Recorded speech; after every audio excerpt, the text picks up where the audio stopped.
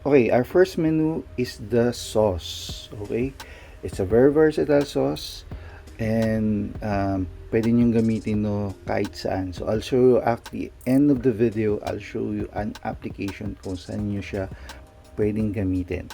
Okay, para tayong sales application. No? Now, first of all, we need 3 ingredients. So we have a soy sauce, no? Tapos we have a mirin, no? You could buy it in any grocery naman, no? And also cooking sake. So these are the 3 ingredients, and the last one is sugar. Okay, I'll show you how do we portion this, no? So you need a saucepan and measuring cup. So ito yung cup na lang natin, no? So equal portion lang yung soy sauce,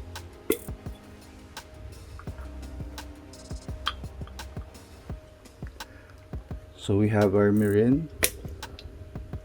Yeah, ito yung sake naman, cooking sake. So sugar, 1.5 cup to. 1. Okay. Yan.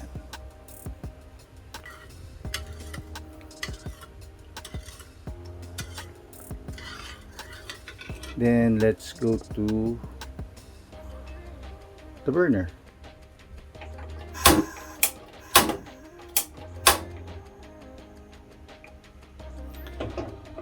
Okay. Medium heat lang, ano? Just stir it around, let the sugar dissolve. Actually, hindi mo kailangan dalhin sa boil to. Once the sugar dissolve, that's it. Tapos na yan. Okay, almost done na to. Just like I said, just let the sugar dissolve. Pag wala na tayong nakikitang granules, so pwede na to. Our sauce is done, no? Okay, eto na ang ating sauce. So let it cool down first before you put the cap on, and later on, like I said, I'll give you one more recipe for application. Now let's go to the second. So the second is very simple lang din, ano. So these are the basic ingredients we have. I have basil here. I have onions, white onions, no, tomato, and celery. I have some butter here also. Later on, we'll use this. By the way, nakalimutan ko dito pakita sa inyo, all-purpose flour. By the way, yung recipe, you could have it at the end of the video, no? Or just let me know. I'll send you the recipe naman. I could share it to you. So these are the basic ingredients. So kailangan mo pala ng bawang dito. Ito, bawang. So may balot pa. Yan. So bawang. You need also pepper. Yeah, pepper. Salt to taste, no? Pepper and salt para maglasa. Okay? But dito pa lang, very aromatic to. So let's start yung ating menu. Okay, let's saute these ingredients for the tomato soup, no? Olive oil. Just a couple of teaspoons. Okay. So let's put in the first bawang natin. Then our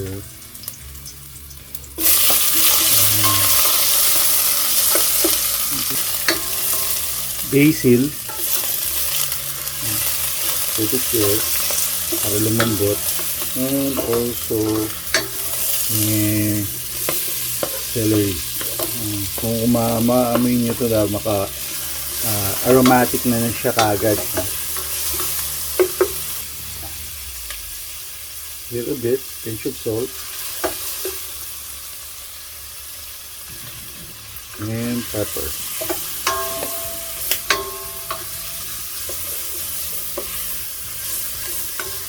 Saute it, let it sweat yung sibuyas natin. Let's combine that. Then afterwards, next is our star of the recipe, yung tomato. So all of them goes in. So this is on medium heat. Cook for around 10 to 15 minutes, or pag okay na yung tomato mo, yung medyo malambot na yung tomato, no?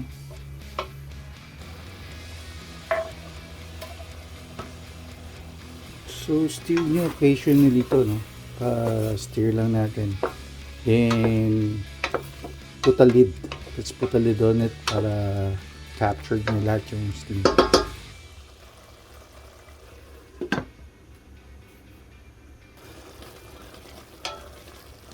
Tomatoes are cooking well, so malambot na yan. So let's put in half a liter of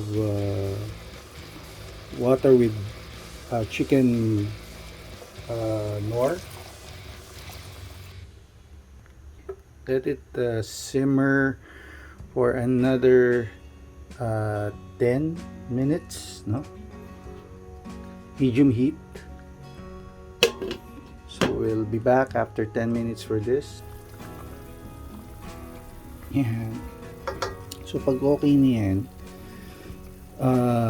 in a few more minutes, we'll take it out. So we have to put it in a blender, no? Para pino siya. Okay? Pinashot natin sa heat. So wala akong blender, so I have this. Ito gagamitin natin, no? And another saucepan. Okay, since mainit to, per portion natin gawin. Kasi alam niyo naman, pag mainit at bigla nating blender, good luck. So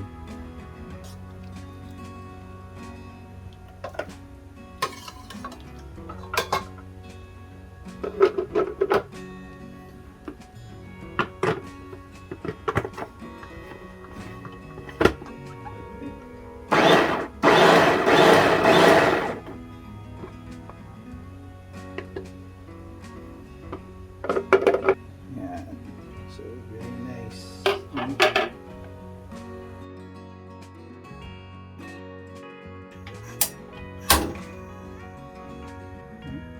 Low heat. Melt lang natin yung butter. For this, kailangan mo lang ng butter and all-purpose flour. 2 tablespoons of all-purpose flour ang gagamitin natin. So, yan. Melt lang natin yung butter dyan.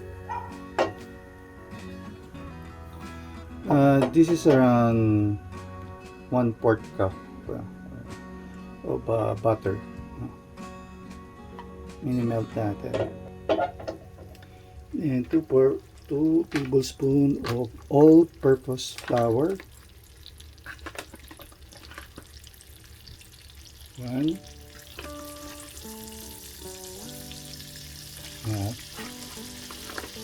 So, ang gawin natin lang, mix it until the flour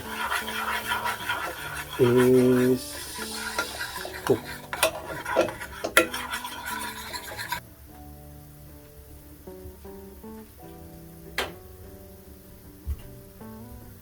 So, mag-add lang tayo ng soup natin sa mixture. Continue to stir. Continue. And let it cook.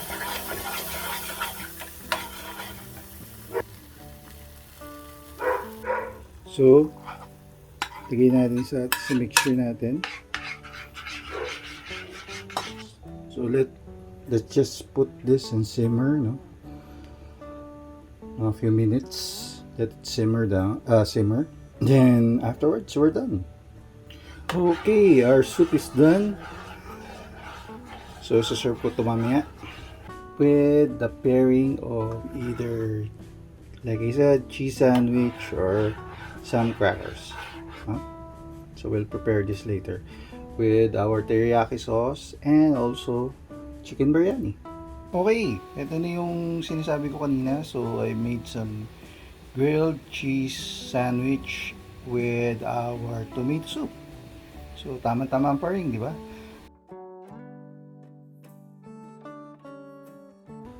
So, ito na yung ingredients natin for the next recipe natin. No? So, we have butter, cardamom, onion, tomato, some chili, some some spices there. Basmati rice. Ito yung basmati rice, but nag-prepare na ako doon. Then also yung chicken biryani mix, no? And some basil here. Actually, you could use mint also and some coriander powder. And meron pa tayong turmeric. So yung chicken, ilalabas ko pa lang. Nasa ref lang. But basically, ito na yung mga kailangan natin. And some yogurt also. Plain yogurt lang ang gagamitin natin. No? Plain yogurt lang ang gagamitin natin. Food. By the way, yung basmati rice, you have to soak it in water in 30 minutes muna. No? Prepare it well before. No? You assemble the ingredients. Okay, let's start. Ito na yung last natin na recipe, chicken biryani. So, let's heat up the pan here. Papansin nyo medyo malalim. Okay. So, yung ginawa ko, di ba, I've shown you unsalted butter. So, I turn it to ghee. Ghee is yun. Tunawi mo lang and you extract the oil. Yun ang gagamitin natin panggisa. Okay? Ito na yung ghee or yung oil natin. Extract. So, let's put some aromatics first. No? Some cardamom, bay leaf, cloves, pepper, whole pepper, and cinnamon bark. So let's just put it there. Hindi lang ito pang aromatic, but it contributes to the flavor. Let's saute the onions. Yung onions is 5 medium size onions. Kainin natin yan. Let's brown it 10 to 15 minutes. Okay, habang this is while we're waiting na brown to, we'll prepare also the rice. So nababad ko na yung rice natin kanina. So I'll be preparing it already for cooking. So iwan natin ng konti yan. So okay, ito almost done na yung browning natin sa onions, no? So we'll be putting in the chicken. So sunod, chicken naman. So 1 kilo chicken to. Just spread it around. High heat. Cook it for around 2 minutes, no? Or until it's cooked. Then afterwards, bababaan natin ng babaan natin siya ng heat.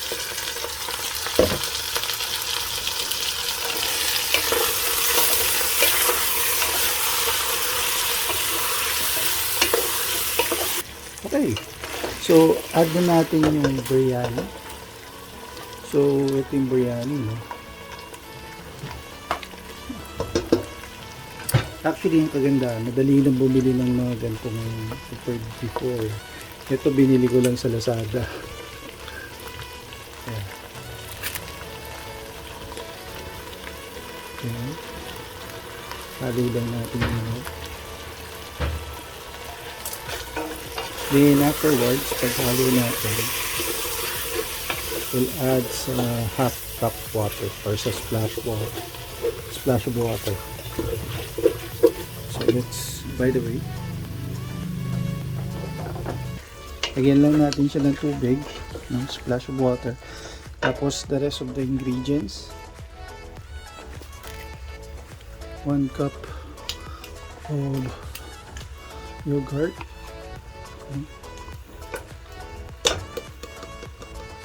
or 2 of this,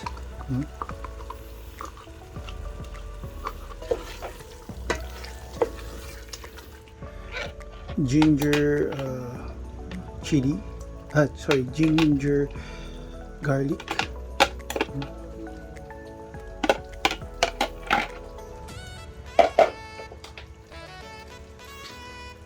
turmeric,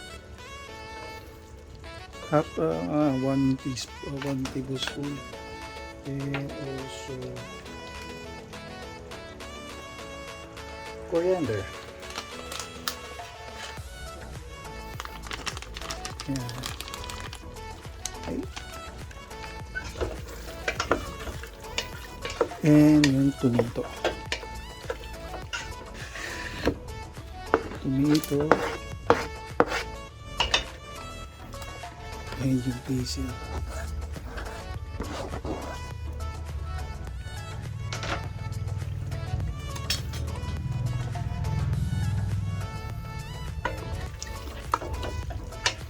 Ito na. So, lagay ko na dito yung lahat ng region natin. Tomato, basil, turmeric, yung biryani mix, no? So, let it simmer for about 20 minutes. Let's cook it low heat. So, okay na to. Let's put some chili. Hindi na masyado marami. So, busin lang natin excess water. Just dito.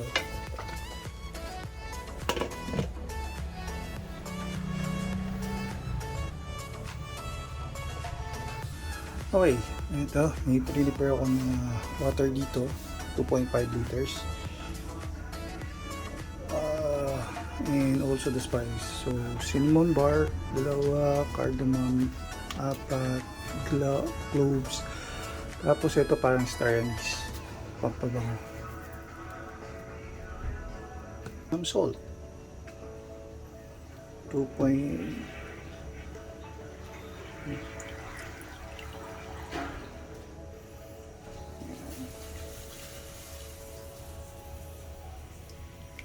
Okay, so we'll wait it to boil.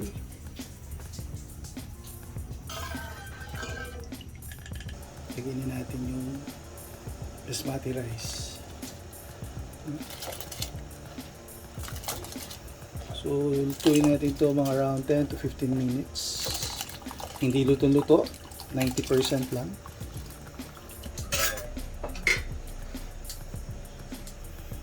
So, this is around 4 cups of basmati rice. Like I said, 10 to 15 minutes or 90% done. We don't want to have it na lutong-luto kasi ipapatong pa natin doon sa ating chicken biryani. Hey, this is almost done. Couple of minutes pa. Hanguin na natin siya. So, i-drain natin to. We'll drain this, then balikan natin si chicken biryani, ang ating chicken. So we have our chicken here. Cook very nicely. Delicious to. So last step is the rice chicken.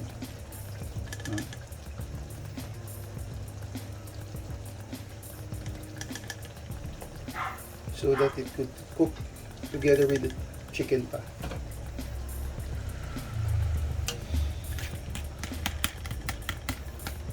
Okay, so we're okay. cover natin siya. Let it cook for several more minutes. Okay. Tignan natin to.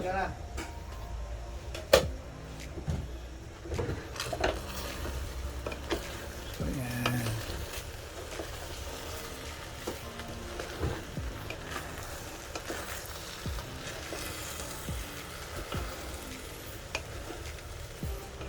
Ay, nicely done na. Ayan, ungayin na natin to. Okay, ito na yung chicken biryani natin. So, transfer lang natin siya.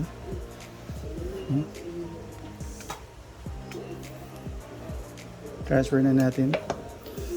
So, minix ko na siya. So, this is our main event. Ika nga. Sinasabing hindi kailangan pumunta ng Lobas to experience Indian cuisine. So there it is, guys, our chicken biryani. Okay, so tatlo na yan. That's the last recipe. So we have our teriyaki sauce, tomato soup, and finally chicken biryani. Until the next time, adios.